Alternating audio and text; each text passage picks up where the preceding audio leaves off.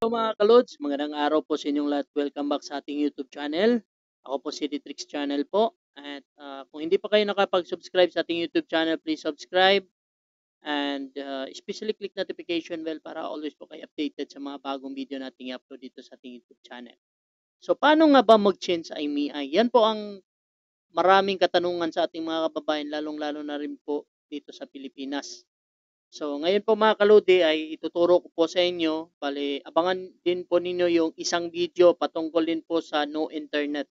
Paano gawin kapag website yung gagamitin natin? Kasi kapag no internet, di mo talaga ma-access yung website. So, ngayon mga kaludi, itong unang step na gagawin po natin, ito po yung una kong tutorial mga kaludi.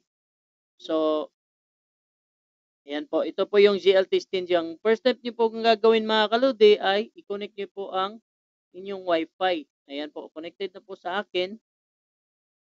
So, GLT stingy. Tapos, punta na po kayo sa browser. Ayan po.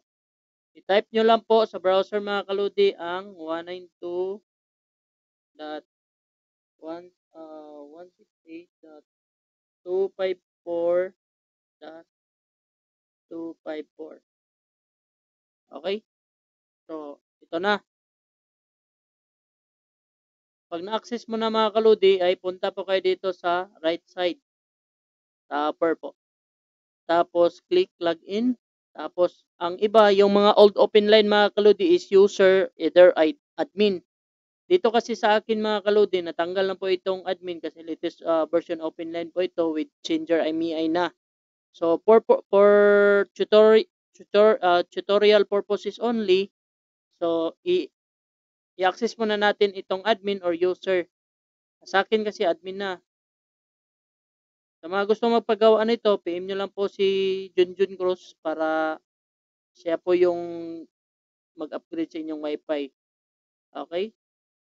After login po mga kaludi, basta old open line mga kaludi, okay lang. Yung mga 2.0, 2.10, pwede na po kayo magkapag-change IMEI or yung yung 3.6. Okay, so meron na po sa akin na changer IMEI pero hindi ko po ito yung tutorial ko. So, ito ang gagawin po natin mga kaludi kapag nakalagin na.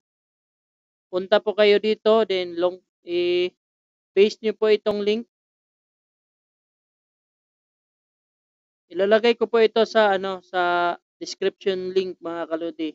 So, ayan. So, ayan na po. Ginger IMEI na po tayo. Tool. So, ngayon, ang gagawin po natin mga kaludi ay mag-generate lang po tayo. So, paalala lang po, limited po itong Ginger IMEI po natin, no? So, ang okay naman lahat ng IMEI pero mas the best is kung Smart, TNT ka or Rocket SIM, ang pinaka the best is 3 or 5. Kung Globe ka naman is 8. 8 po yung Globe or 5 or Gomo. Yan po ang the best. Pag Smart ka, katulad sa akin, Smart ako is 3. 3 or 5 ang pipiliin ko mga kalodi. Yan. Ayan. 832 po ang last mga kalodi. Then, pagka nakapili ka na po ng IMEI, pindutin nyo na lang po itong change IMEI. Napakabilis lang po nito mga kalodi.